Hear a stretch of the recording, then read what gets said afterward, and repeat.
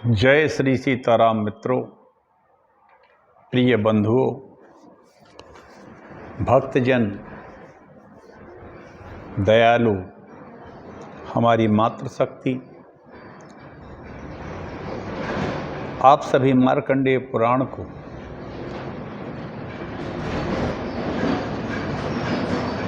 जन्माष्टमी से सुन रहे। जन्माष्टमी के दिन से इसको शुरू किया था और अब ये लगभग अपनी पूर्णता की ओर है। ये मार्कंडेय पुराण मार्कंडेय मुनि महाराज के द्वारा रचित है। इन पर भगवान की विशेष शंकर जी की कृपा है। उन्हीं के कृपा प्रसाद से इन्होंने कई मनवंतरों को देखा। 5 वर्ष की आयु होते हुए भी भगवान ने इन्हें अमर कर दिया और इन्होंने 14 मनवंतरों की कथा क्रौष्टुक जी को सुनाई। ये मनवंतर जो चल रहा है, ये वैवस्वत मनवंतर चल रहा है।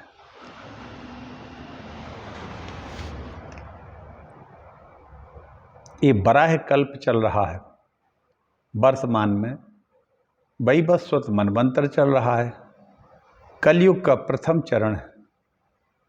इसलिए हम संकल्प में कहते हैं, बराह कल्पे वैवस्वत मनवंतरे कलयुगे प्रथम चरणे अमुक मास, अमुक तिथि, अमुक नक्षत्र, अमुक नाम इत्यादि इत्यादि कहते हैं और संकल्प ले लेते हैं। मित्रों, मनवंतर की इस कथा में ये वैवस्वत मनवंतर की कथा चल रही है, हो चुकी है। अब कुछ राजवंशों का वर्णन है। उसमें अंतिम राजा नरसिंह का और दम का चरित्र इसी के साथ ये महान मार्कंडेय पुराण पूर्णता की ओर हो रहा है। मैं डॉक्टर राजेंद्र मिश्रा, रिटायर्ड चिकित्सा अधिकारी हूँ, पंचकर्म विशेषज्ञ भी हूँ। कोई व्यक्ति मुझसे संपर्क करना चाहे किसी तरह से, कोई पैसा नहीं लगता, कोई फीस वगैरह नहीं लगती।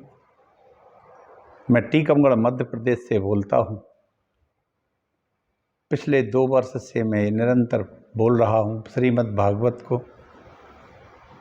रामायण को, वाल्मीकि रामायण को और मार्कंडेय पुराण को, और ये क्रम चलता ही रहेगा। साथ ही मैं आप सब लोगों को ये सूचना देता हूँ कि पंचकर्म का मैं विशेषज्ञ हूँ। यहीं टीकमगढ़ से ही रिटायर हुआ हूँ। जिसको कोई हमसे ऐसा लगे कि सेवा की आवश्यकता हो तो वो हमें इन नंबरों पर हमसे परामर्श कर सकता है। सब कुछ फ्री है। परामर्श का कहीं कुछ है नहीं। यदि जनता को लाभ मिलता है तो हम वो भी करते हैं। और YouTube पर जाकर हरिबोल डॉक्टर राजेंद्र मिश्रा की साइट खोलकर आप हमारे सभी एपिसोड या वीडियो सब देख सकते हैं। मेरा फ़ोन नंबर है 9981870134 99 81 87 0 134।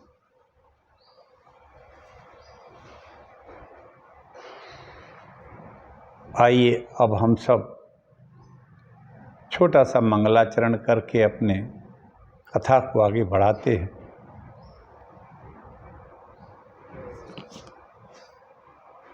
नमोस्तु रामाय सा लक्ष्मणाय देव्यै च तस्यै जनकात्मजायै नमोस्तु रुद्रेन्द्रियमानिलेभ्यो नमोस्तु चंद्राग्नि मरुद्गणेभ्यः। जग मंगल गुण ग्राम राम के, दानी मुकुति धन धर्म धाम के। जग मंगल गुण ग्राम राम के, दानी मुकुति धन धर्म धाम के। सद्गुरु ज्ञान बैराग जोग के, बेबुध वैद्य भव भीम रोग के।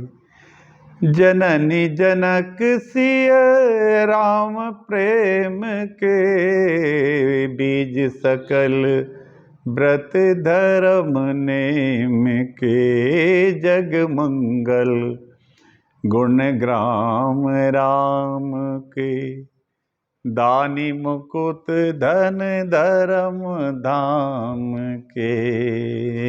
जग मंगल गुण ग्राम राम के, दानी मुकुट धन धर्म धाम के। नारायणं नमस्कृत्य नरं चैव नरोत्तमं, देवीं सरस्वतीं व्यासं ततो जयमुदीरये।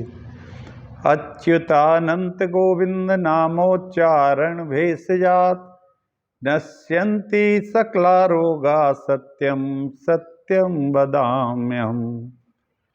अच्युत अनंत गोविंद नाम का उच्चारण करके औषधियों को जब रोगियों के लिए दिया जाता है तो रोग ठीक हो जाते हैं, सभी रोग नष्ट हो जाते हैं। ऐसा हमारे शास्त्रों में बताया गया है। अच्युतानंद गोविंद नामोच्चारण भेषजात। भेषजात भेषज का मतलब होता है औषधियाँ। नश्यन्ति सकला रोगा सत्यम सत्यम वदाम्यहम्। चलिए अब हम अपनी कथा को कहते हैं। मरुत की हमने कथा राजा मरुत की कही थी। राजा मरुत 25,000 वर्ष तक राज्य करते रहे और ऐसे ऐसे यज्ञ किए उन्होंने जिसका कोई समानता करने वाला इस पृथ्वी पर नहीं रहा। 25,000 वर्ष राज्य करने के बाद इनके 18 पुत्र थे। उनमें सबसे श्रेष्ठ और ज्येष्ठ पुत्र था नरस्यंत। नरस्यंत को इन्होंने राजगद्दी पर बिठा दिया और स्वयं भारी बड़ी तपस्या की और अपने श्वेत से पृथ्वी और आकाश को व्याप्त करके वे स्वर्गलोक को चले गए। इसके बाद नरस्यंत ने अपने पिता राजा मरुत के चरित्र के लिए मन में मन सोचा। उन्होंने वंश मान की मान मर्यादा, धर्म, युद्ध में कभी पीठ न दिखाना, इन सब बातों को सोचा और पिताजी ने जैसा पालन किया वैसा दूसरा कौन कर सकता। मेरा पूर्वजों ने कौन सा ऐसा शुभ कार्य नहीं किया जिसको मैं नहीं कर सकता हूँ। अतः उन्होंने भारी यज्ञों का अनुष्ठान किया। जो दूसरों से नहीं कराया मैं ऐसा करूँगा, ऐसा विचार कर नरस्यंत ने धन दान से सुशोभित यज्ञ किया। उन्होंने ब्राह्मणों के जीवन निर्वाह के लिए बहुत संपत्ति देकर उसकी अपेक्षा 100 गुना अन्न दिया और उन्होंने एक दूसरा यज्ञ प्रारंभ किया।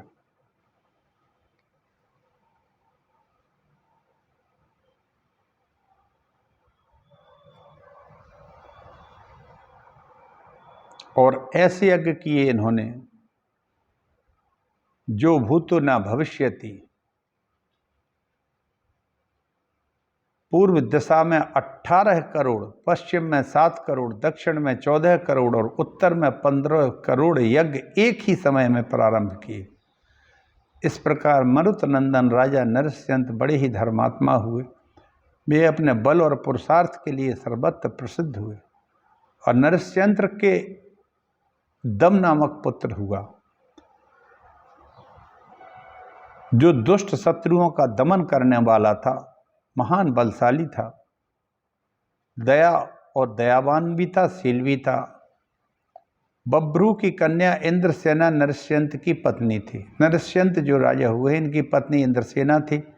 उससे इस दम नामक पुत्र का जन्म हुआ था। यह गर्भ में 9 वर्षों तक रहा।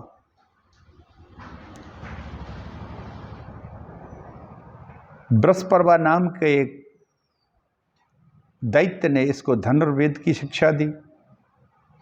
दुंदुभि से इसने अस्त्र प्राप्त किए। महर्षि शक्ति से वेदों की और समस्त वेदांगों का अध्ययन इसने किया। अर्षसेन से योग विद्या की प्राप्ति की।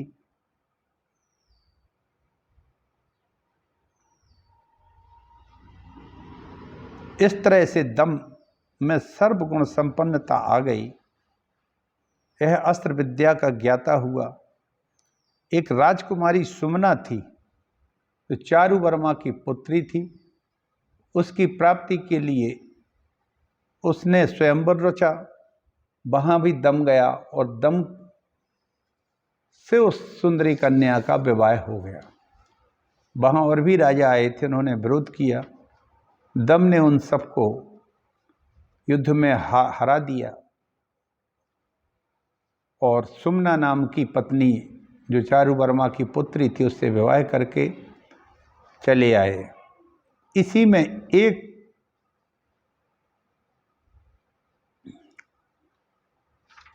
व्यक्ति ऐसा था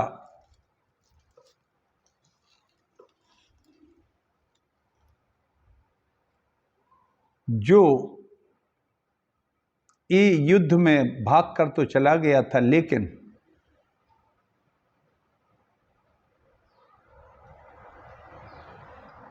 वह इस दम से बहुत अधिक शत्रुता बांध ली उसने और वो चला गया हार के। और वो कुंडनपुर का स्वामी बपुस्मान था। बपुस्मान डटा रहा, दम के साथ युद्ध किया उसने। युद्ध करते समय उसकी तलवार इत्यादि को सबको काट गिराया। दम ने उसको भी, बपुस्मान ज्यों ही श्रेष्ठ आयुध हाथ में लेता त्यों ही वह उसको काट देता।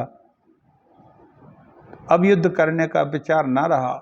उसको इस अवस्था में देखकर दम ने जीवित उसको छोड़ दिया और प्रसन्नचित्त होकर अपनी पत्नी सुमना को साथ लेकर विधि पूर्वक विवाह करके उनको अपनी पत्नी बनाकर अपने घर को चले गए।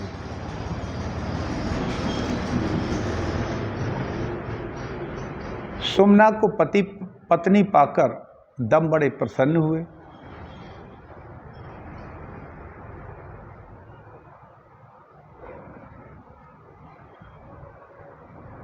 सुमना दम के साथ बहुत समय तक विहार करती रही। फिर उसने गर्भ धारण किया। उनके पिता राजा नरस्यंत भी सब भोगों को भोग कर वृद्धावस्था में पहुंच चुके थे।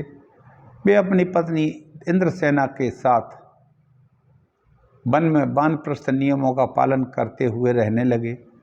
एक दिन वह दक्षिण देश का दुराचारी राजकुमार बपुस्मान, इसका बाप का नाम था शक्रनंदन, एक सेना लेकर शिकार खेलने वन में गया। अचानक उसकी नरस्यंत से भेंट हो गई। नरस्यंत ने मौन धारण कर रखा था, इसलिए उन्होंने कुछ नहीं उत्तर दिया, परंतु इंद्रसेना ने सब बातें उनको सच सच बता दी। तब बपुस्मान ने सोचा, अब तो मैं अपने शत्रु के पिता को पा गया हूँ। दम के पिता थे नरस्यंत। उसको पुराना विचार याद आ गया शत्रुता का, और उसने वहीं अपने म्यान तलवार से निकाली और नरस्यंत का सर काट डाला। उनकी पत्नी इंद्रसेना रोती बिलखती रही, लेकिन उसने एक नहीं सुनी। तब इंद्रसेना ने अपने पुत्र दम को एक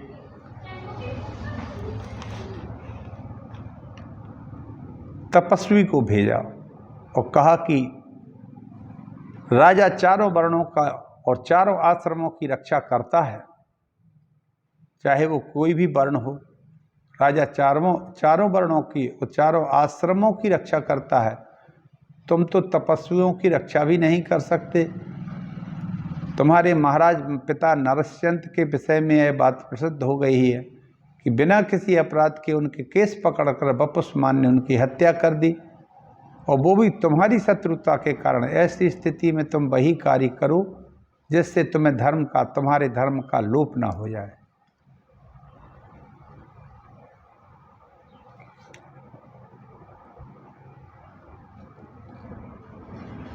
अपने पिता शक्ति को राक्षसों के हाथों से मारा जाकर महर्षि पारशर ने समस्त राक्षस कुल को अग्निकुंड में होम कर दिया था।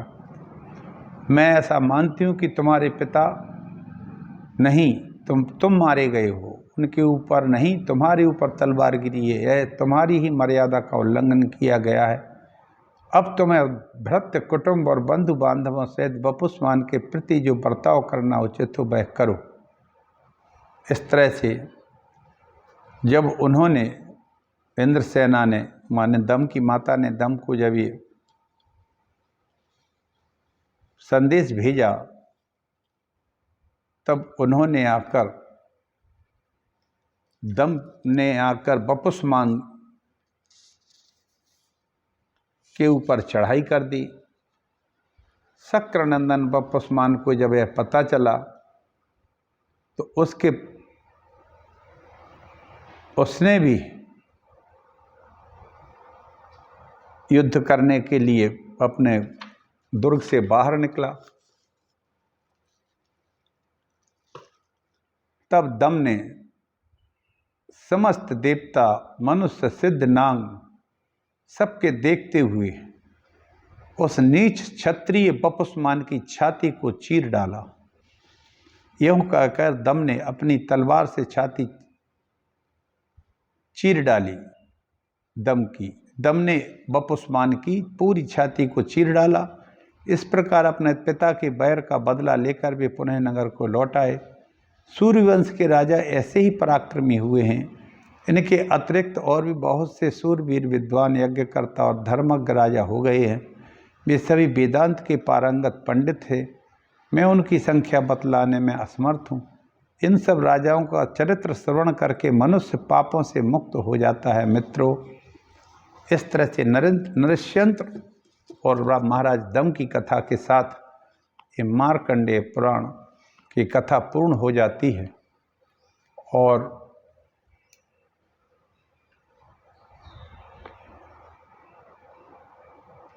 इसका उपसंहार और महात्म कल कहेंगे।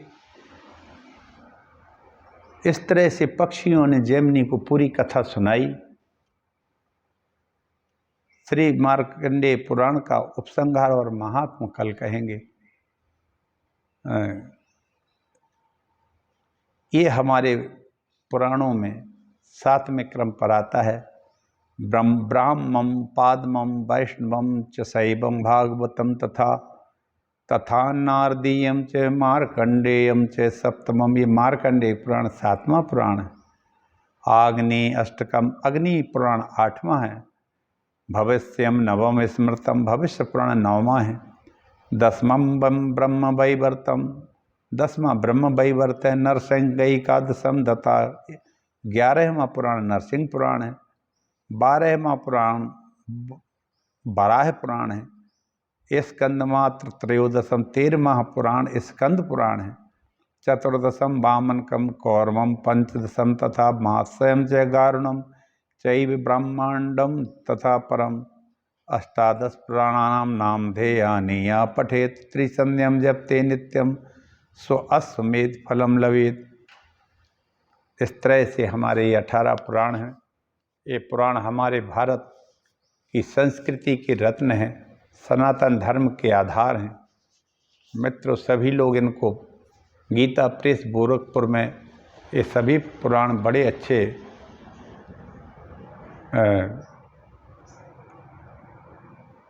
जिल्द में मिलते हैं। इन सबको आप लोग लीजिए, पढ़िए, पढ़ाइए। ये हमारी संस्कृति और हमारे ज्ञान विज्ञान आरोग्य के देने वाले हैं, योग को देने वाले हैं, और हमें हमारे पूर्वजों का पूरा चरित्र इसमें मिलता है। इसको निरंतर पढ़िए और पढ़ाइए। ये अद्भुत ज्ञान से संपन्न है। नालंदा में जब ये जलाए गए थे, कुछ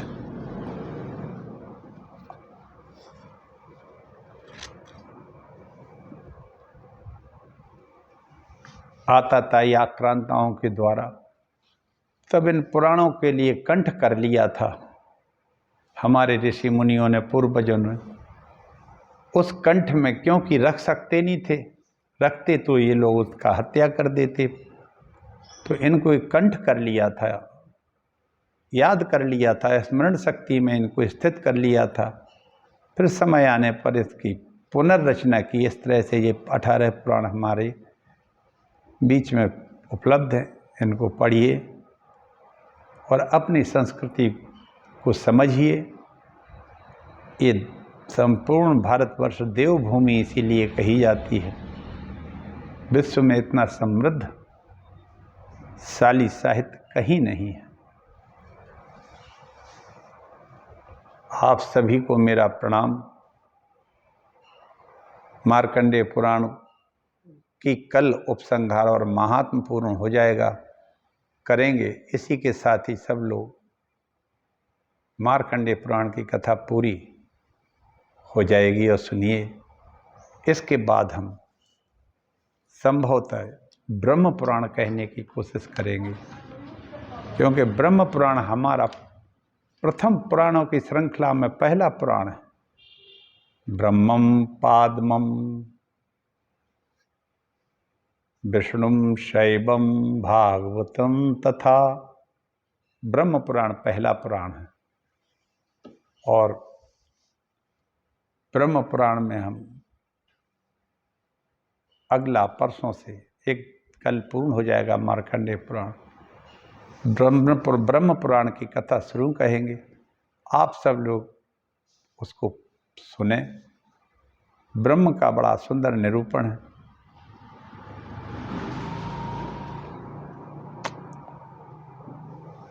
इसी के साथ मैं आप सबको प्रणाम करता हूँ। जय श्री राम।